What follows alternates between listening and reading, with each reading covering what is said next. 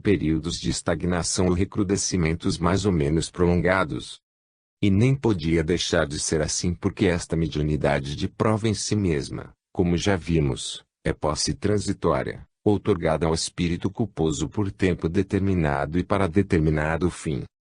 E, como é natural, os próprios protetores individuais desses médiuns possuem qualidades correspondentes, estão mais ou menos em igualdade de condições, muito embora no desempenho de tarefas úteis e na posse, como é lógico, de um certo adiantamento ou superioridade espiritual sobre aqueles que protegem ou auxiliam, como cooperadores de entidades mais elevadas, que dirigem agrupamentos e serviços mais amplos e importantes. Cumprem eles assim também seu dever e obtêm por esse modo oportunidade de, a seu turno, melhorarem e evoluírem. Controle da mediunidade.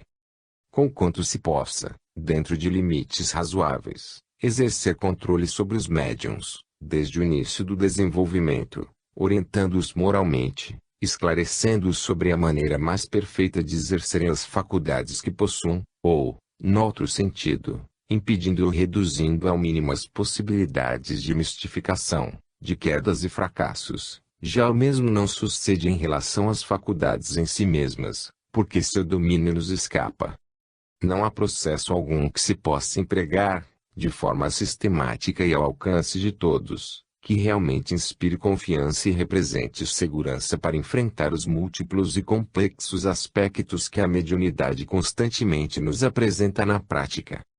Apesar do avanço extraordinário da ciência e porque este avanço ainda não se deslocou do terreno material, o intercâmbio entre os mundos físicos e hiperfísicos continua a depender inteiramente da faculdade mediúnica e, se o espiritismo, com a terceira revelação, levantou grande parte do velário misterioso que a esse intercâmbio se opunha, criando um corpo de doutrina perfeito e francamente acessível, nem por isso conseguiu estabelecer condições positivas desse controle.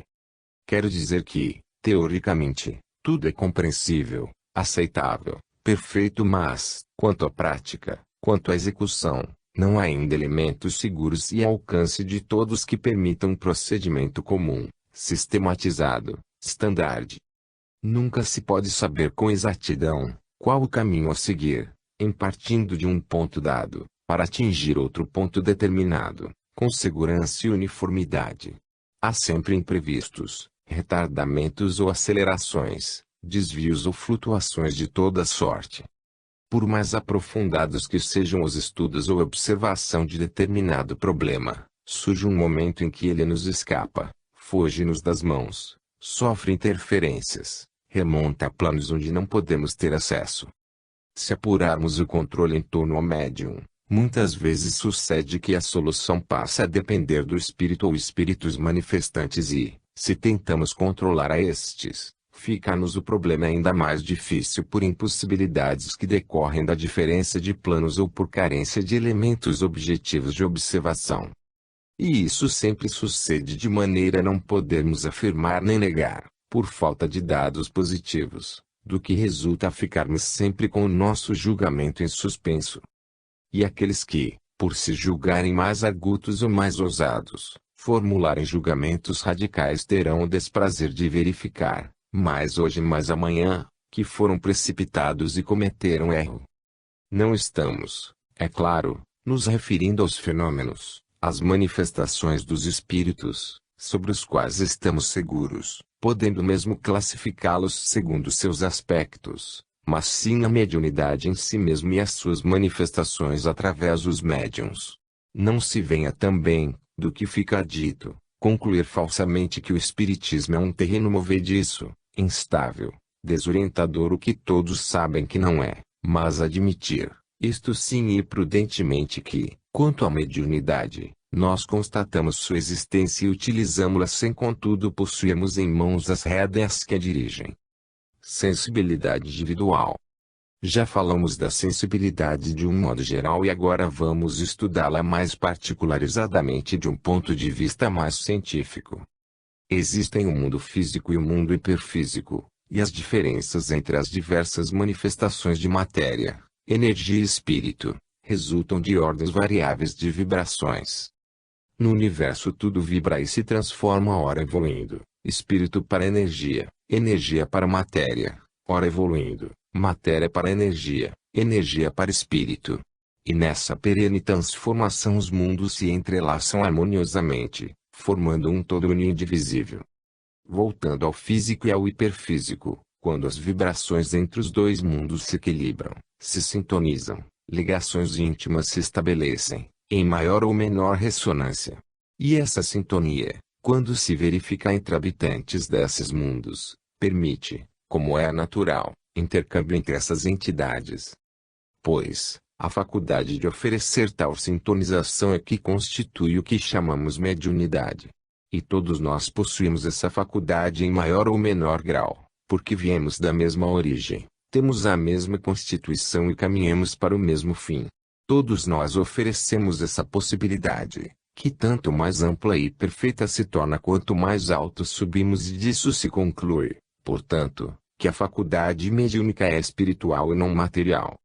É verdade que o que se julga é coisa diferente, sendo, para muitos, ponto assente que a mediunidade é fenômeno orgânico. Mas acreditamos que isso seja resultado de haver encarado o problema somente do ponto de vista objetivo e não sob o transcendente. André Luiz, que reputamos grande autoridade sobre realidades da vida espiritual, afirma o seguinte: mediunidade não é a disposição da carne transitória e sim expressão do espírito imortal.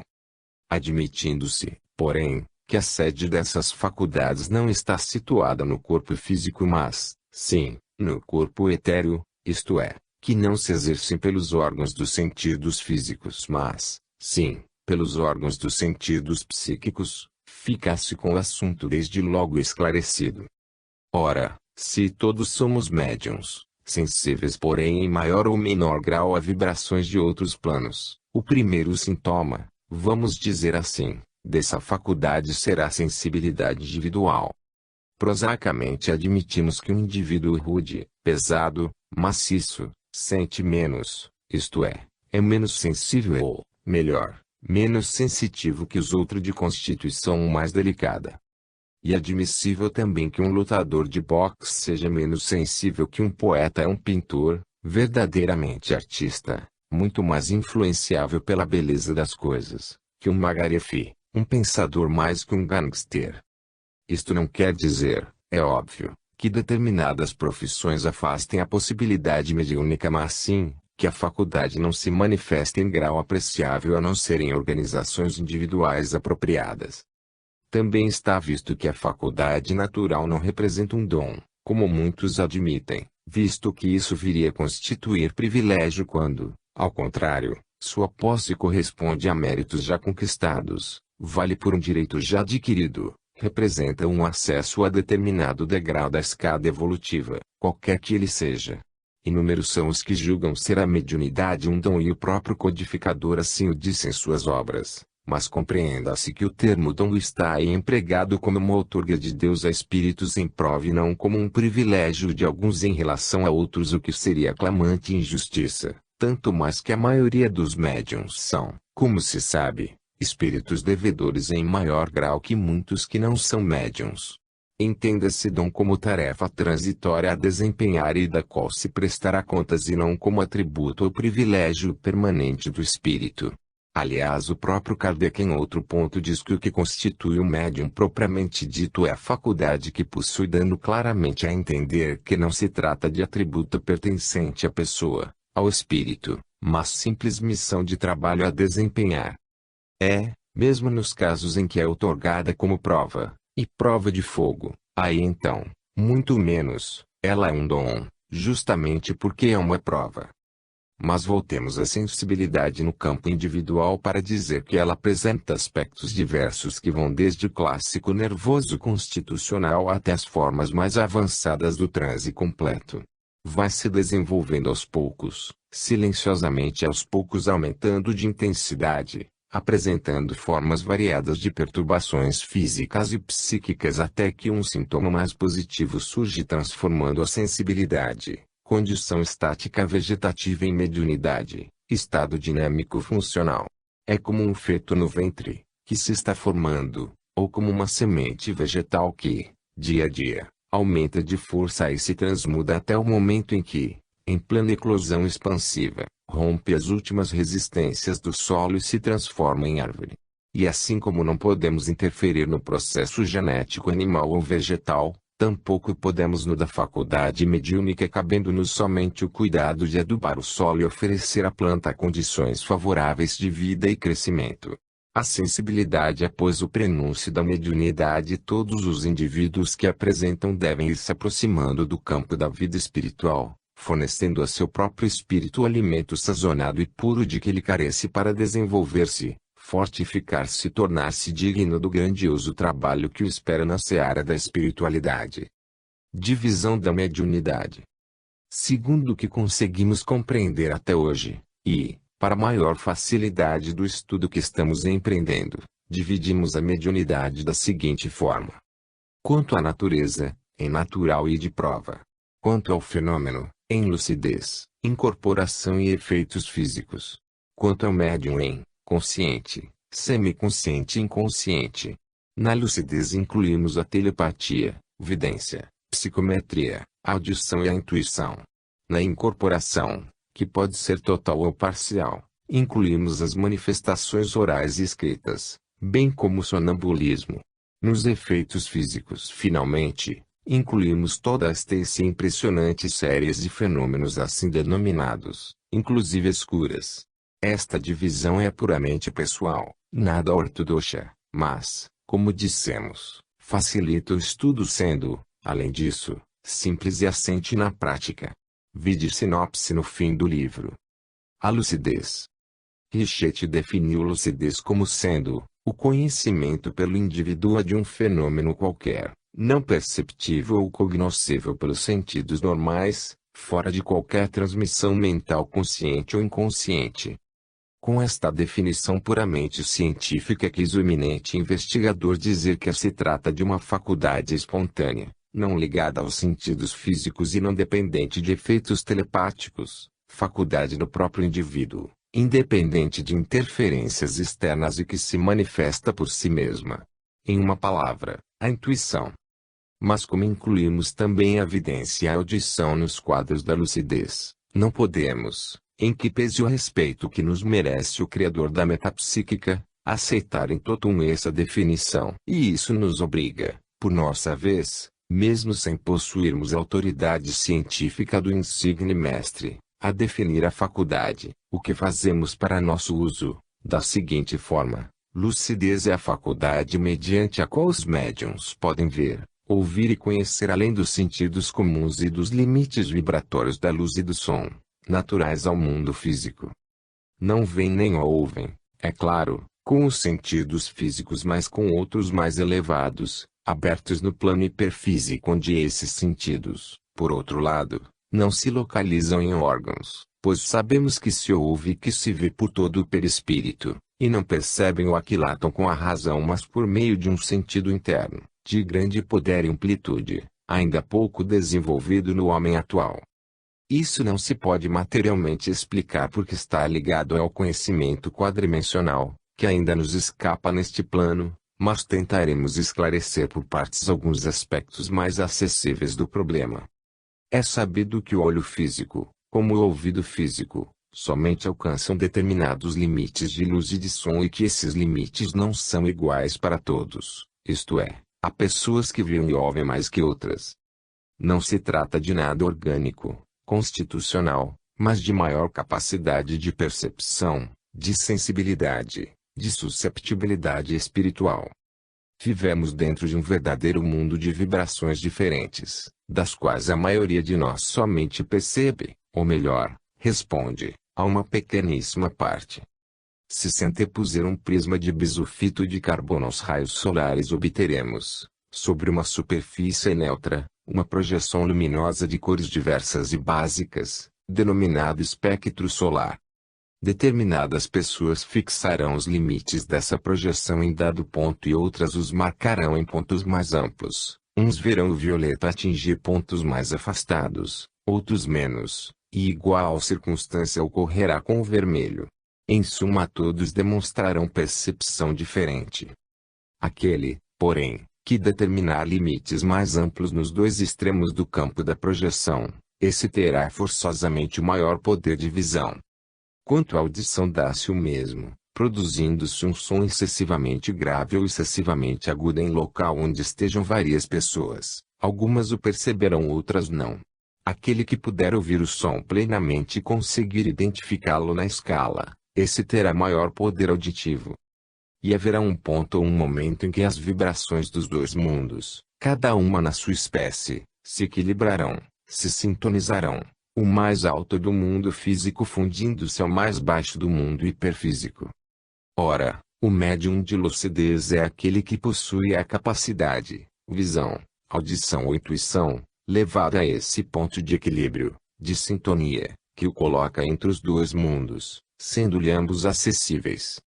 E antes de entrarmos na análise mais detalhada dessa mediunidade de lucidez, devemos declarar que na vidência e na audição o médium age tanto em estado consciente, como semiconsciente, como inconsciente. No que respeita à intuição, finalmente, trataremos do assunto um pouco mais para adiante. Telepatia. Faculdade mediante a qual o médium recebe impressões mentais, ideias e pensamentos, provindos de um emissor encarnado ou desencarnado. Estas impressões permanecem no campo da atividade perispiritual. Vide incorporação forma consciente. Também chamada clarividência, usando do mesmo sistema de outros autores, dividimos-la em vidência ambiente ou local, vidência no espaço, vidência no tempo. Vidência também chamada clarividência, e a visão hiperfísica. Usando do mesmo sistema de simplificação e acompanhando outros autores, dividimos-la em vidência ambiente ou local, vidência no espaço, vidência no tempo. Vidência ambiente ou local é aquela que se opera no ambiente em que se encontra o médium, atingindo fatos que ali mesmo se desenrolam e pode ser considerada como sendo a faculdade em seus primeiros estágios. O médium pode ver espíritos presentes, cores, luzes, formas. Pode ver também sinais, quadros e símbolos projetados mentalmente pelos instrutores invisíveis, ou qualquer espírito, no seu campo de visão. Quase sempre esses quadros e símbolos são formados com auxílio dos fluidos pesados fornecidos pelos médiums e assistentes. Quando o fenômeno ganha, com o desenvolvimento, maior nitidez, poderá ler palavras ou frases inteiras, também projetadas, no momento, pelos espíritos comunicantes.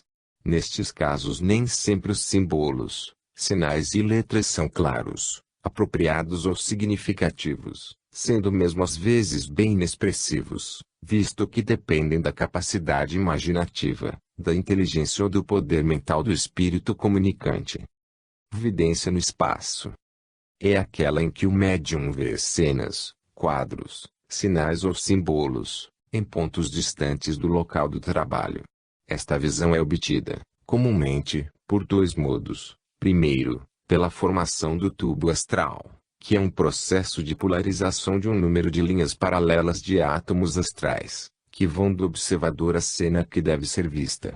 Todos os átomos sobre os quais se age ficam, enquanto dura a operação, com seus eixos rigidamente paralelos uns aos outros, de sorte a formar uma espécie de tubo por onde o vidente olha. Essa explicação é de Lead Beater e aceitamo-la na íntegra, somente acrescentando que as imagens assim obtidas são de tamanho reduzido, porém perfeitamente nítidas.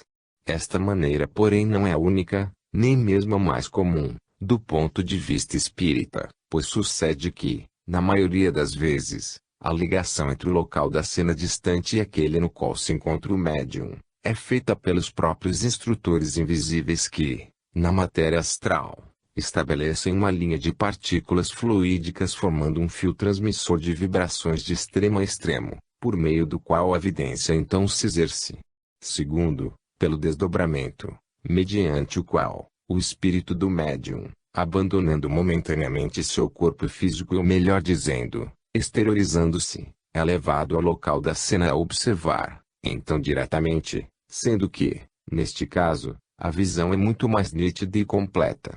Quando o médium não tem ainda desenvolvido a capacidade de desdobramento, Os próprios instrutores o mergulham em sono sonambúlico e nesse estado transportam aos lugares desejados. Nestes casos o vidente ou narra a cena vista somente após o regresso e o despertar no corpo físico ou a vai narrando durante o próprio sono sonambúlico, à medida que observa. Vidência no tempo. É aquela em que o vidente vê cenas representando fatos a ocorrer ou já ocorridos em outros tempos. Opera então em pleno domínio quadrimensional. Ele está no tempo, que é a sucessão interminável dos eventos. Abrem-se aí para ele as regiões ainda pouco determinadas em que existem os registros da eternidade, acásicos, os quais, desfilando à sua frente dá-lhe como em uma fita cinematográfica, a visão nítida e sequente de acontecimentos passados e futuros.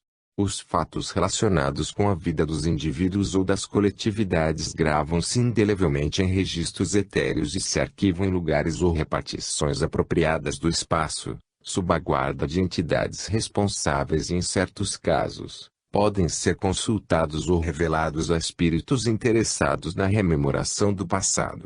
Colocado em um ângulo de tempo e isto é em um momento entre dois ciclos de tempo, seu olhar pode abarcar o que já foi e o que ainda vai ser. Visto que, segundo Marin, o futuro não está preparado mas sim realizado constantemente no tempo, as causas, passadas ou presentes, projetam no futuro seus efeitos, aos quais permanecem ligadas, de forma que, colocado o vidente fora dessa linha de ligação entre dois pontos, pode abrangê-los de extremo a extremo. No primeiro caso, como se compreende, de coisas do passado, a visão é rememorativa e no segundo, de coisas do futuro, é profética. Há ainda a observar que, neste caso de visão no tempo, tanto pode o médium ser transportado em desdobramento à região ou ponto onde se encontram os clichês astrais, como podem ser estes projetados, pelos espíritos instrutores, no ambiente em que se encontra o médium. Psicometria. Esta forma especial de evidência se caracteriza pela circunstância de desenvolver-se no campo mediúnico uma série de visões de coisas passadas desde que seja posto em presença do vidente um objeto qualquer ligado àquelas cenas. Apresentando-se, por exemplo, ao vidente um pedaço de madeira, poderá ele ver de onde ela proveio, onde foi a madeira cortada, por quem foi trabalhada, de que construção fez parte e tudo mais que com ela se relacione. Segundo se diz, o célebre romance Últimos Dias de Pompeia de Lord Wellington foi escrito dessa maneira. Visitando o escritor as ruínas daquela extinta cidade, tomou de um fragmento de tijolo e, usando-o como polarizador, viu desenrolar-se no seu campo de evidência todos os acontecimentos ligados à destruição da cidade.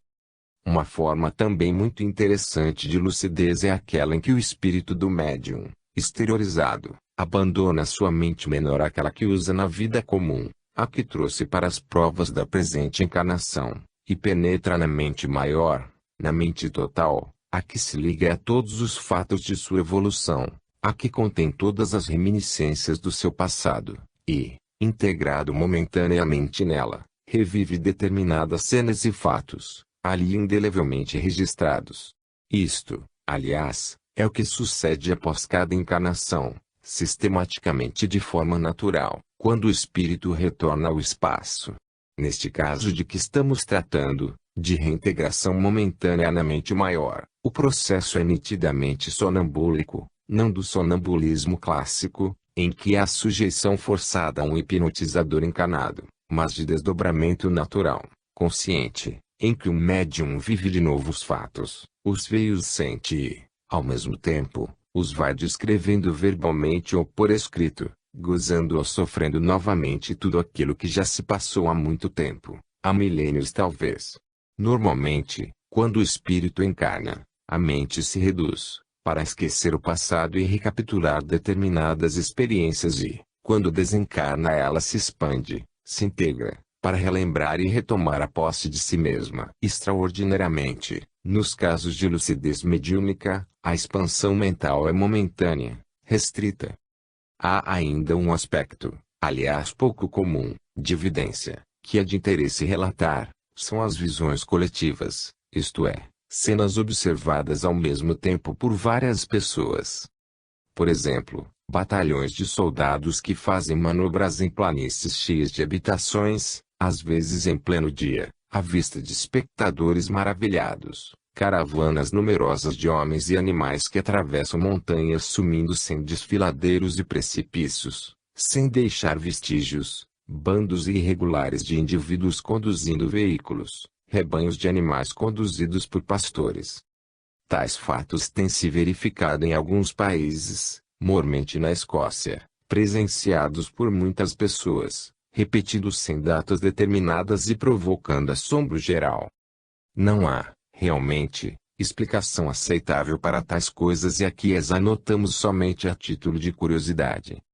Realmente não seria crível que os espíritos tivessem promovido a materialização em massa de tantos indivíduos e animais, tornando-os francamente visíveis, nem também crível que por coincidência se agrupassem em determinados dias e horas e no mesmo local tantas pessoas possuidoras de faculdade de vidência, nem ainda que sobre todas essas pessoas tivesse sido derramada, momentaneamente, tal faculdade, somente para aquele ato, nem, por último, que todas essas pessoas, durante várias horas tivessem sido vítimas de uma tremenda ilusão dos sentidos e com tamanha uniformidade, vendo todas elas as mesmas coisas e da mesma maneira.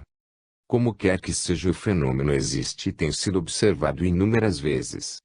Realmente trata-se de imagens mentais projetadas por espíritos dotados de alta capacidade realizadora, no campo das criações ideoplásticas. Audição é a faculdade mediante a qual o médium ouve vozes proferidas pelos espíritos e sons produzidos por estes, bem como outros, ligados à própria vida da natureza. Quase sempre a audição desperta no médium que já manifestou vidência, visto serem faculdades que mutuamente se completam. As vozes e os sons reboam às vezes dentro do cérebro do médium e outras vezes são ouvidas exteriormente, de mais longe ou de mais perto, segundo a capacidade de audição que o médium manifestar. No primeiro caso, o espírito que fala transmite a palavra ou o som e as ondas sonoras não atravessam a cortina fluídica de proteção que separa o perispírito do corpo denso, permanecendo no campo das atividades do perispírito. Tais impressões não são transmitidas aos órgãos dos sentidos físicos e, por isso, é que o médium tem a impressão de que o ouve dentro do cérebro. No segundo caso, as impressões sonoras são transmitidas através da cortina fluídica, atingem os órgãos dos sentidos e caem no campo da consciência física, afetam os nervos sensoriais da audição, mesmo sem passar pelo tímpano, simplesmente por indução. E ainda pode suceder que o espírito emissor dos sons ou vozes haja diretamente sobre a atmosfera ambiente, materializando-os ou melhor, condensando-os, mais ou menos intensamente, a ponto de poderem ferir o tímpano do ouvido físico, para provocar uma audição direta e comum.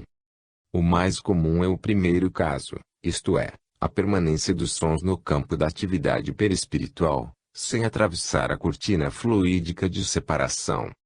O médium auditivo tanto pode captar ondas sonoras provindas de espíritos desencarnados que deliberadamente as transmitem, como quaisquer rumores, vozes, palavras e até mesmo conversações inteiras, provindas do mundo etéreo, mesmo quando não sejam emitidas deliberadamente para seu conhecimento.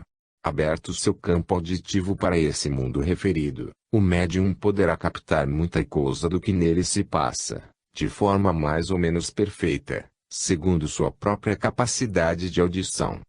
A forma mais comum desta faculdade e a mais simples é a telepática. Intuição. O estudo da faculdade de intuição comporta vastas explanações, porém, devido ao exíguo limite deste trabalho somos obrigados a nos limitar a uma ligeira síntese. No esforço da evolução o homem veio do instinto, adquiriu mais tarde a razão e caminha agora para a intuição, que, todavia, apenas se vislumbra no horizonte. O momento que vivemos, em sentido geral, é de pleno domínio da razão, em que as forças intelectivas preponderam, porém alguns homens mais evoluídos, que já se governam, mais ou menos conscientemente, pelo uso desta faculdade mais perfeita. No estudo da intuição não cabe lugar para os termos correntes tão apreciados de consciência, subconsciência e inconsciência no sentido restritivo que se lhes dá, porque as realizações espirituais verdadeiras não dividem a mente mas, ao contrário, a unificam, a dilatam, para integrá-la na mente universal. A intuição é a percepção da verdade universal, total, e qualquer vislumbre que dela se tenha é uma partícula dessa verdade inteiriça, muito embora quando manifestada em relação a um caso particular ou isolado. A verdade total tem poder e autoridade em si mesma e não comporta restrições de qualquer natureza, e por isso o homem de intuição não discute nem analisa suas manifestações mas, simplesmente, obedece. A obediência às manifestações da intuição é uma das condições fundamentais do desenvolvimento e ampliação dessa faculdade no indivíduo.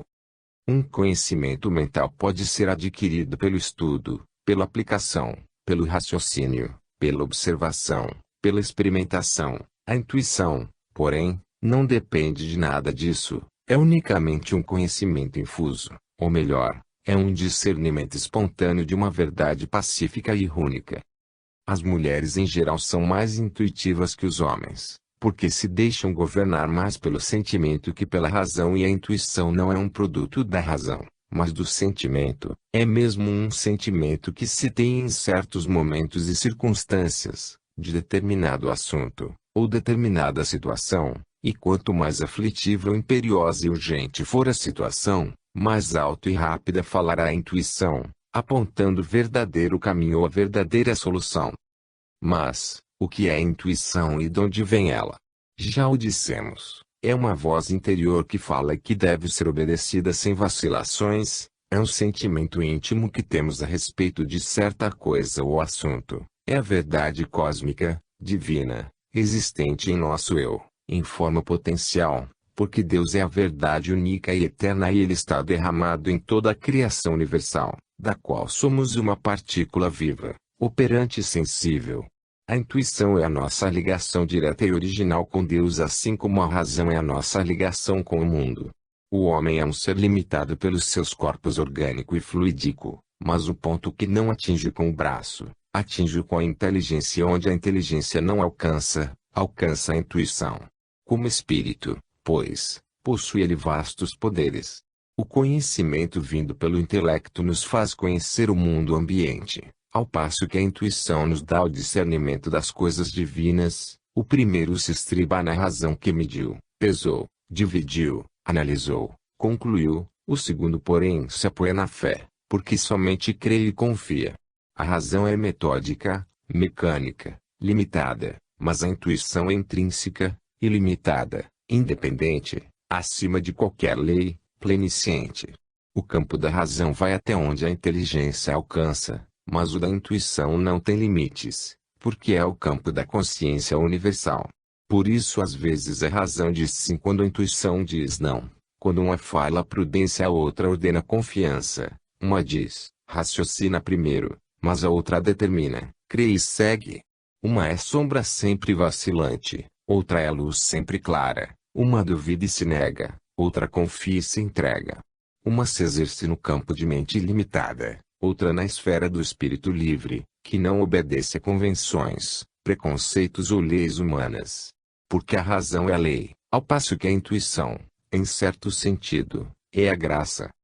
O apóstolo Paulo sempre se referia a homens que vivem debaixo da lei e realizam atos de acordo com a lei, mas apontava sempre como verdadeiro o caminho da graça, mediante o qual se deve ser honesto não por haver leis contra a desonestidade, virtuosos não por haver leis contra a licença, verdadeiros não por haver leis contra a mentira, mas porque a graça eleva o sentimento humano e o purifica acima mesmo da lei, porque há um plano de vida espiritual não afetado pela lei, um reino acima da lei onde só imperam predicados do espírito emancipado do erro.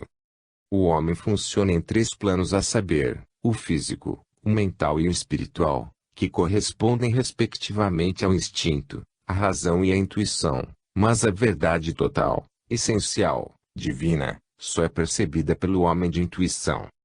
O homem do futuro, isto é, o homem renovado, que se venceu a si mesmo, vencendo a dominação da matéria grosseira, será um homem de intuição. Quando a intuição fala, Ela não se limita somente ao aspecto local ou parcial dos problemas, mas abarca o que está atrás e na frente, atinge o aspecto total, segundo a projeção do indivíduo no campo geral de sua evolução. É difícil localizarmos, no corpo físico, a região ou órgão por intermédio do qual se exerce a intuição. O órgão do intelecto é o cérebro e podemos dizer que a razão tem sede nesse órgão.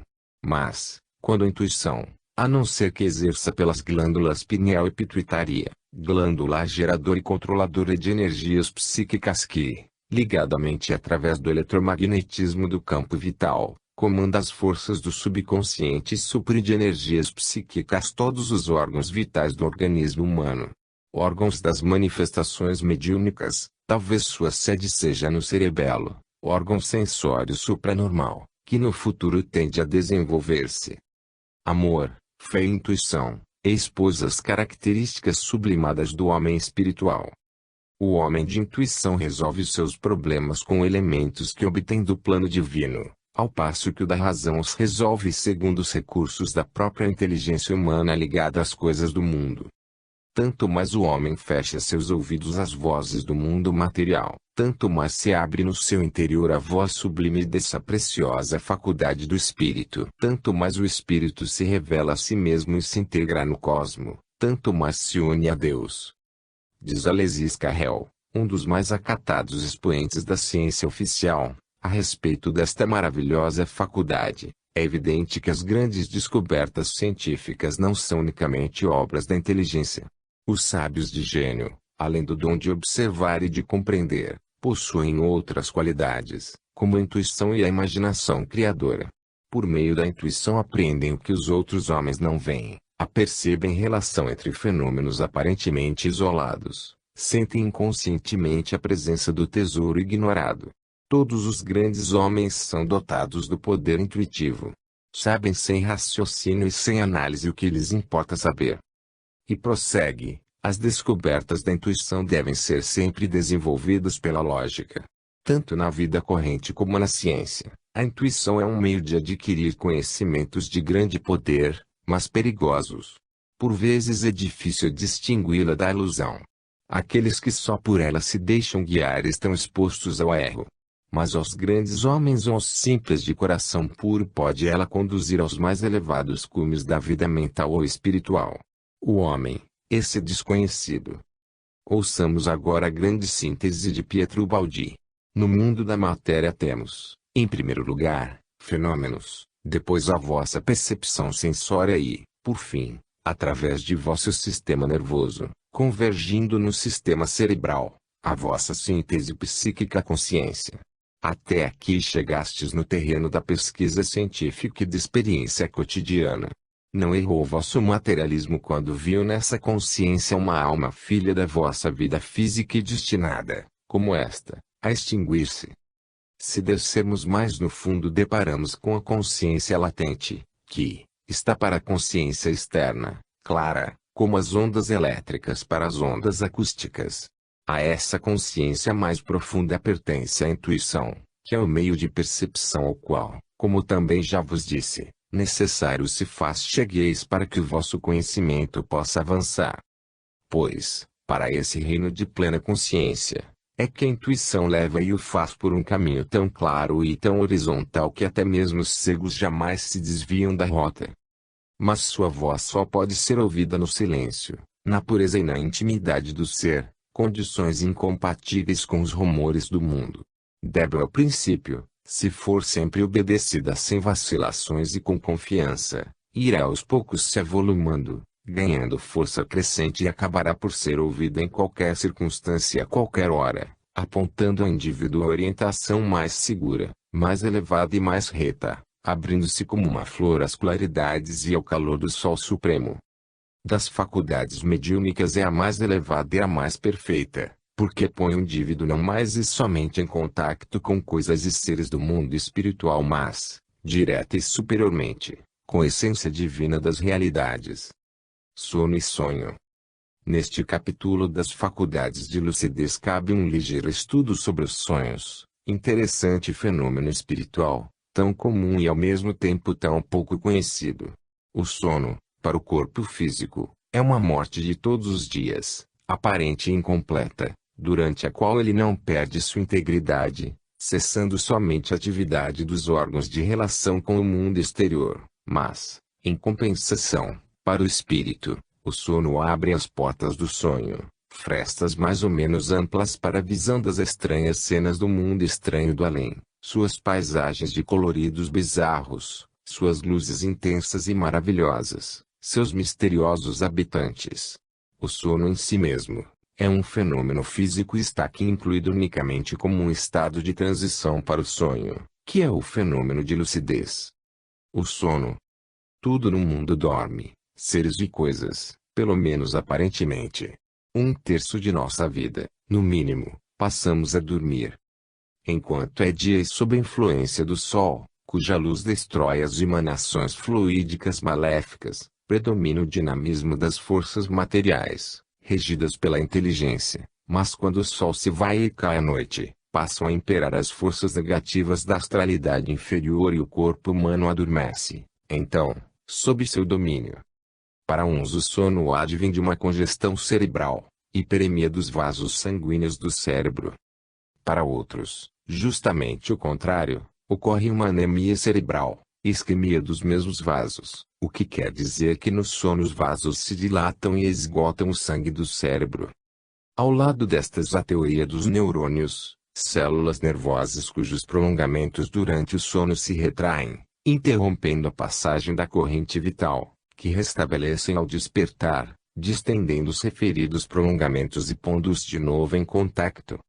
Pode também o sono resultar de uma asfixia periódica do cérebro e, para o velho Aristóteles, advém da ação das ptomaínas existentes nos resíduos digestivos. Em contraposição a outros que afirmam que, justamente, dormimos para nos desintoxicarmos, sendo assim o sono uma função defensiva do organismo. Enfim, e para não alongar essa exposição, citamos Marin, segundo o qual o sono é um aspecto da lei de alternativa em virtude da qual a atividade segue o repouso, como a noite, ao dia e como a morte à vida. E isso concorda com a lei do ritmo, da filosofia egípcia, exposta admiravelmente na obra iniciática Kybalion, segundo a qual a vida se manifesta por atividade incessante, que obedece a um ritmo invariável e cuja compensação é o repouso. Aplicada ao corpo humano, a teoria quer dizer que o organismo físico, na vigília, gasta energias que recupera no repouso do sono. Ultimamente a ciência descobriu que no momento do sono ocorre uma inversão de origem das ondas cerebrais, do cérebro posterior para o anterior. Mas, como se dá ao sono? Com o abandono provisório do corpo pelo espírito, da mesma forma como na morte, quando o abandono é definitivo. O sonho. As teorias científicas sobre os sonhos são também diversas. Para Freud, os sonhos se originam de desejos reprimidos. Não podendo um homem satisfazê-los na vida normal, se esforça por vivê-los quando dorme. Para Maury, os sonhos resultam de automatismos psicológicos, de cerebrações inconscientes ou de associações de ideias que, como é natural, originam imagens mentais. Segundo Saint-Denis, no sonho há o desenvolvimento natural e espontâneo de uma série de reminiscências.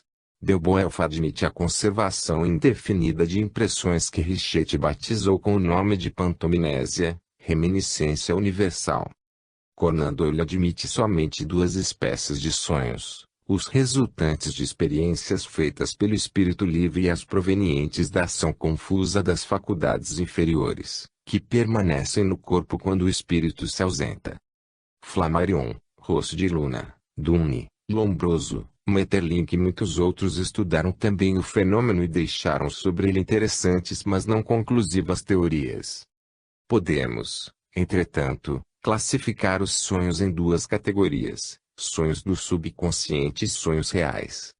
Sonhos do subconsciente são reproduções de pensamentos, ideias e impressões que afetam nossa mente na vigília, fatos comuns da vida normal, que se registram nos escaninhos da memória e que, durante o sono, continuam a preocupar o espírito, com maior ou menor intensidade. Esses elementos, subindo do subconsciente, uns puxam os outros, se pode assim dizer, e formam verdadeiros enredos, com reminiscências presentes e passadas, tornando tais sonhos quase sempre de difícil compreensão, justamente por serem confusos, complexos, extravagantes.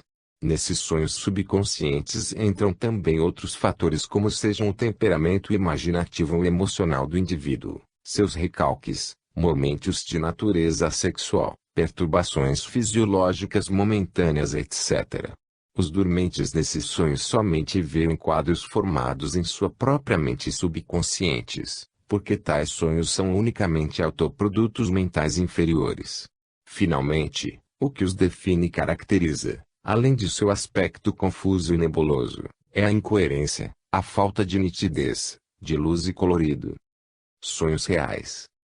Enquanto o corpo físico repousa, o espírito passa a agir no plano espiritual, no qual terá maior ou menor liberdade de ação, segundo sua própria condição evolutiva. Uns se conduzem livremente, outros ficam na dependência de terceiros, mas todos são atraídos para lugares que lhes sejam afins ou correspondentes.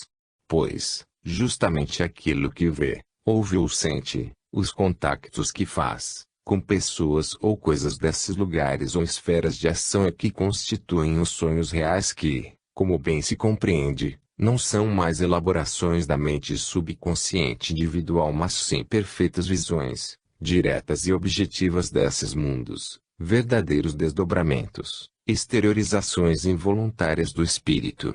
Os encarnados, sujeitos como são às leis que regem o plano material, delas não se libertam senão com o desencarne e por isso, mesmo quando exteriorizados durante o sono, as leis prevalecem mantendo os véus de obscuridade vibratória entre os dois mundos.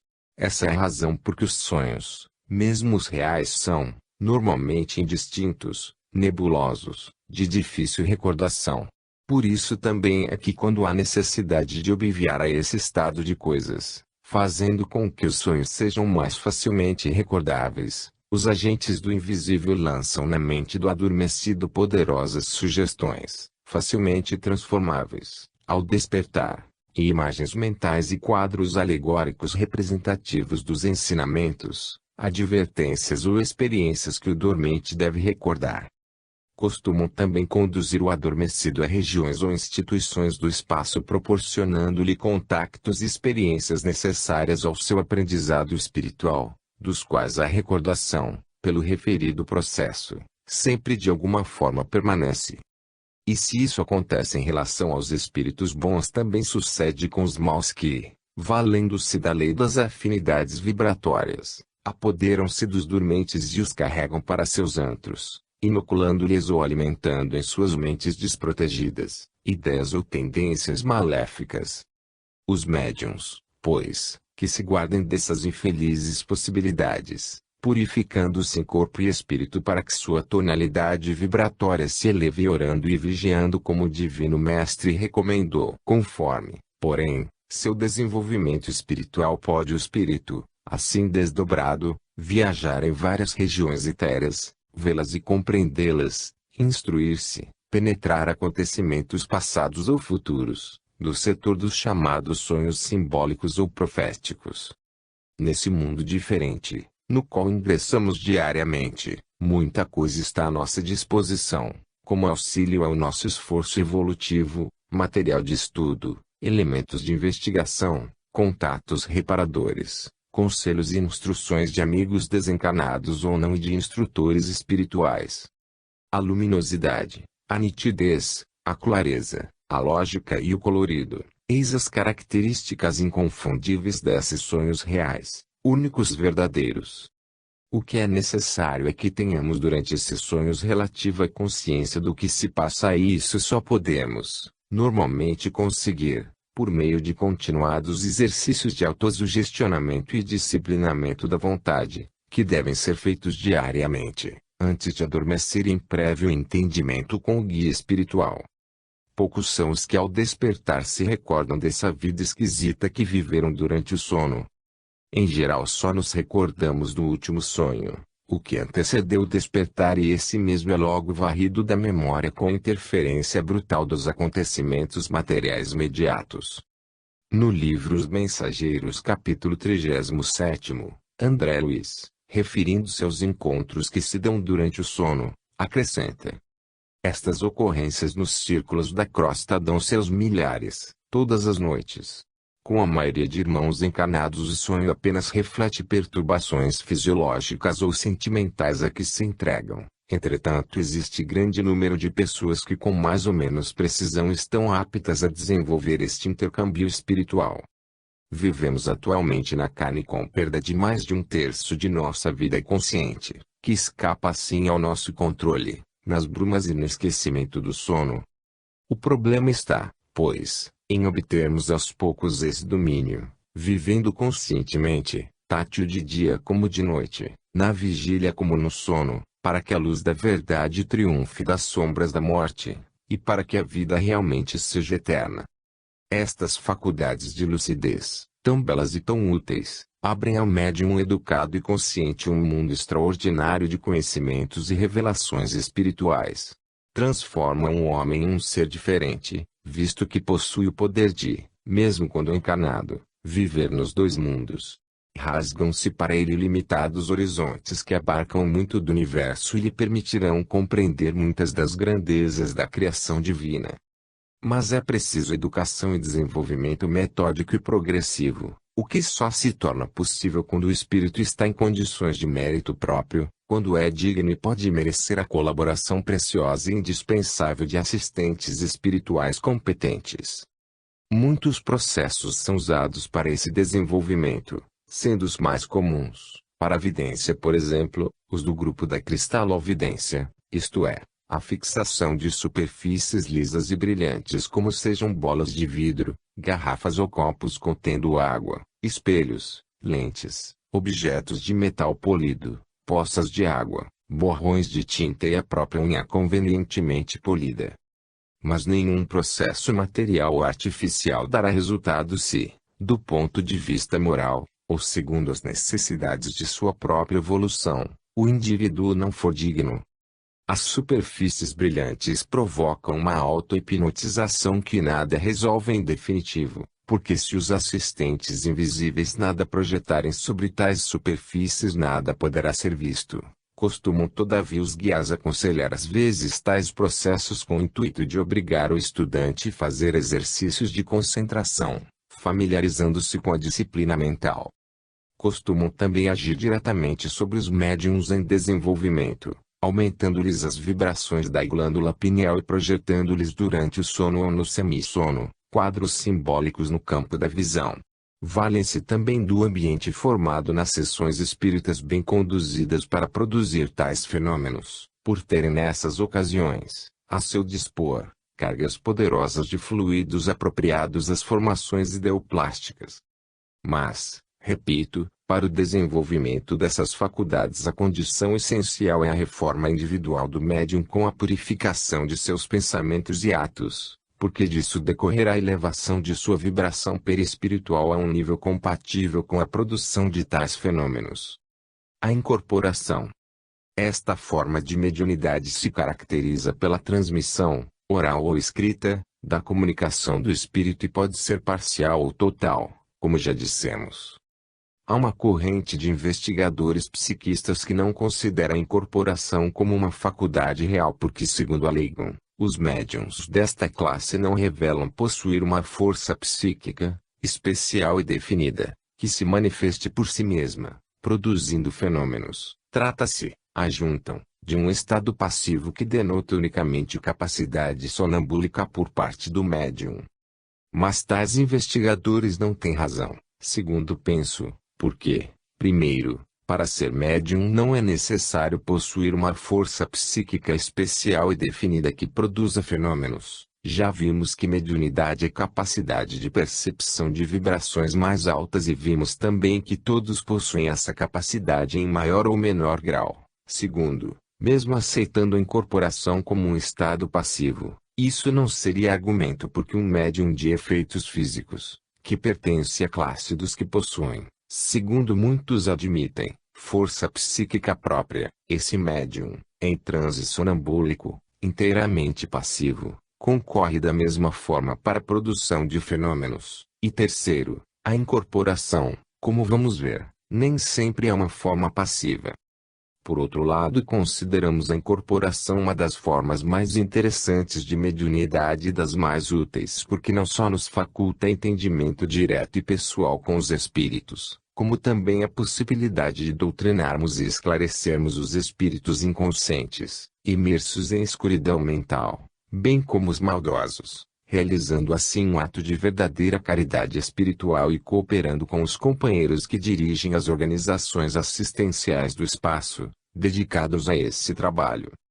Divisão. Segundo a divisão que adotamos, os médiuns podem ser conscientes, semiconscientes e inconscientes. Vamos agora entrar neste assunto. Sobre 100 médiuns observados, provavelmente 80 serão de incorporação representando esta modalidade, uma grande maioria. É de crer, portanto, que esta forma, do ponto de vista qualitativo, aspecto espiritual, seja, de um certo modo, inferior à de lucidez. Por outro lado, entretanto, devido à sua generalização, compreende-se que, no momento, é a mais útil e a mais acessível. A incorporação é a porta mais acolhedora e acessível para a manifestação objetiva dos espíritos no plano material.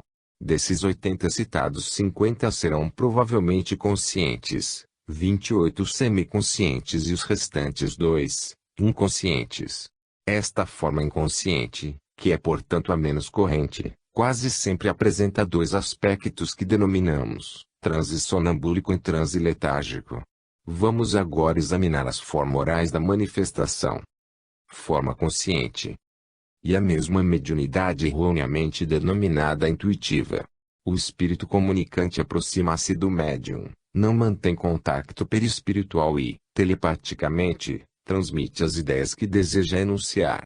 O médium telepaticamente as recebe e, com palavras suas, fraseado, ademais e estilo próprios, faz a transmissão com maior ou menor fidelidade e clareza.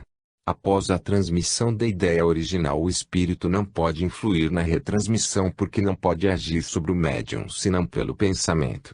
Esta é a mediunidade dos tribunos, dos pregadores, dos catedráticos e, na forma escrita, dos escritores e poetas, a mediunidade, enfim, daqueles que manifestam inspiração momentânea. É muito comum taxarem de mistificação uma comunicação qualquer porque o médium empregou palavras suas, termos que constantemente usa e às vezes de forma sistemática e invariável.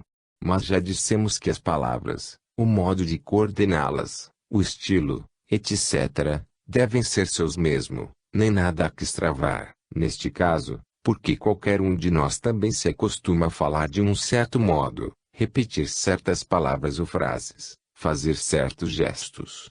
Há professores que abrem e encerram suas aulas sempre de determinada maneira e usando sistematicamente as mesmas frases. Pregadores e tribunos que fazem sempre os mesmos gestos, usam das mesmas figuras, analogias e exemplos. Semelhantemente, há espíritos que iniciam e encerram suas comunicações sempre do mesmo modo, saudando no início e no final, nos mesmos termos, sendo que isso, aliás, vem a servir justamente para identificá-los.